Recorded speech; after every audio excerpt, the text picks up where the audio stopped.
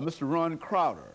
Mr. Crowder is the founder of an organization called StreetWorks. And not only is he the founder of this organization, but he is also the executive director of StreetWorks. And of course, Mr. Crowder, let me welcome you to the show this morning. Thank you, Dr. Haney. And to tell you, Mr. Crowder, how delighted we are to have you again on this show dealing with this issue. As a matter of fact, we've had you about 4 or 5 different times, and each time you bring us excellent information, and people who have an opportunity to see these shows have often remarked how courageous you are in terms of what you're doing and your whole attitude in reference to AIDS.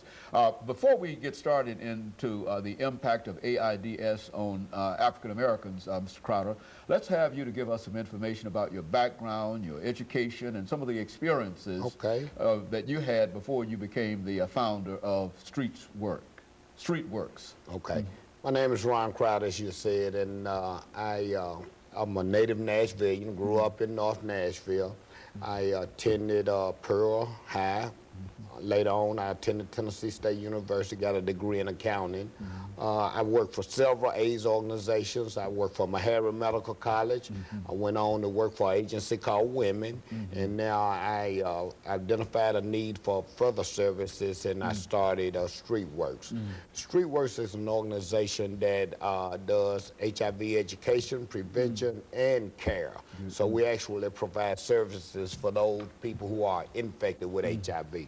We're located at 1431 Joe Johnston in the Johnny Rahel housing site, and our hours of operations are specifically 6 p.m. to 6 a.m.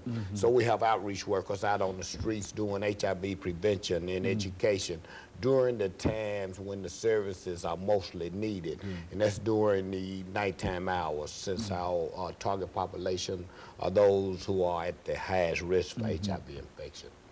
Okay, you talk about HIV and AIDS, Mr. Crowder, and I think we've talked about it on a number of occasions, but still there are some folks who really don't understand what AIDS and HIV is, and give it to us from that perspective so that the average person might understand what we're talking about here. HIV is an acronym for, an acronym for human immunodeficiency virus. It is the virus which causes AIDS, and there's 3 modes of transmission, and that's blood to blood, which most commonly occurs by sharing needles. We talk about any kind of needles, tattooing needles, body piercing needles. You can get it from sex, you know, unprotected sex with an infected person. Now that's important. One of the persons in the sexual act has to be infected. And the other mode of transmission is an infected mother can transmit the virus to her unborn child. Those are the only 3 ways you can get HIV. And there's 4 body fluids which transmit HIV, and that is blood, semen, vaginal secretions, and breast milk. And what I'm saying here is you have to get one of those body fluids of an infected person into your body. And right now, HIV is impacting African Americans at a disproportionate rate. We account for over half of all new infections. That 1 in 50 African American men is infected with HIV, and 1 in 160 African American women is infected with HIV.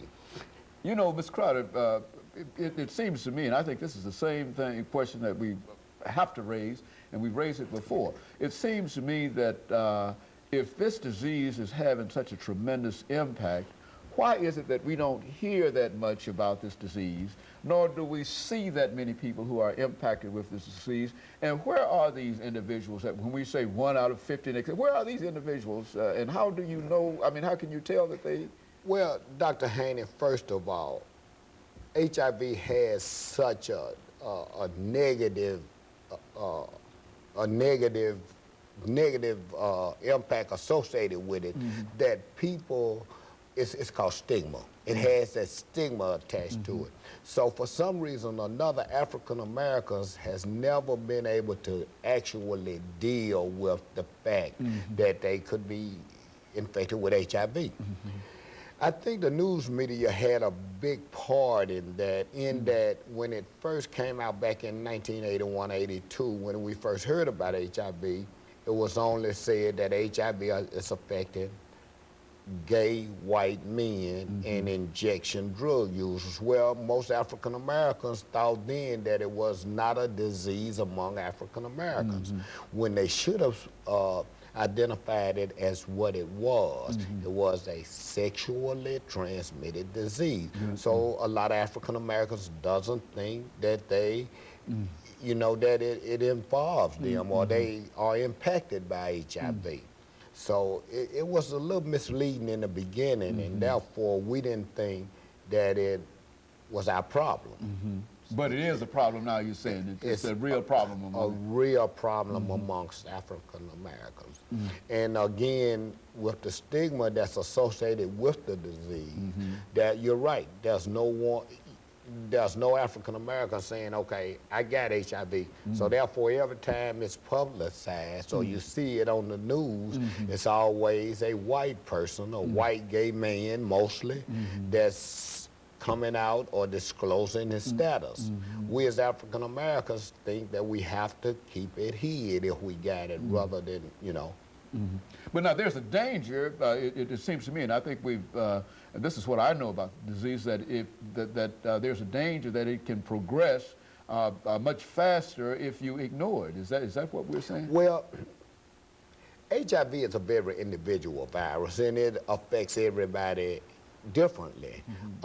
And HIV comes in many strains, and no one knows what strain is what. So you may have a strain that does, you know, go fast, or you know, or you may have a strain that's very not aggressive, inaggressive rather, that moves slowly. But what happens is a lot of people think, for instance, the case with Easy Z, the rapper. 1 week you heard he had it, the next week he was dead. Well, what people don't know, he probably had it for several years. And, you know, HIV is a very tricky virus as well. You know, you may get it this year, and it may take 10, 15 years before you show any signs or symptoms of having HIV, okay? That doesn't mean that the virus in and of itself is not actively moving and progressing, and the disease is not progressing, but it's... But you don't find any symptoms, and if you don't find any symptoms, the idea is that maybe you don't have it. Is that right, absolutely. And there's only one way you can tell if you have HIV, and that is to get tested. And that's one of the things we at StreetWorks do. We have a grant to aggressively to find those who are infected and let them know that they're infected. And the way we do that is through OraSure, the oral mucosal testing. So we don't draw any blood. So when we're out doing street outreach at night, we can test them right there on the site, right, you know, as we encounter. So you can actually deliver this test outside of a syringe.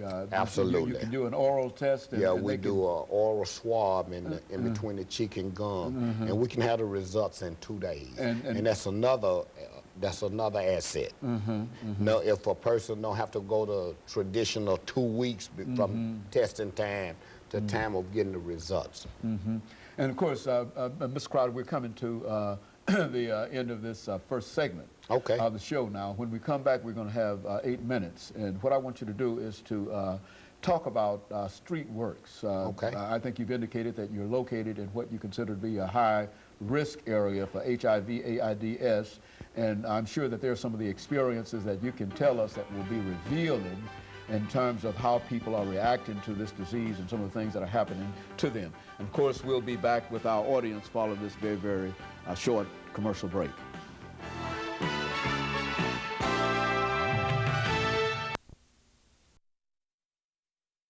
The topic is the impact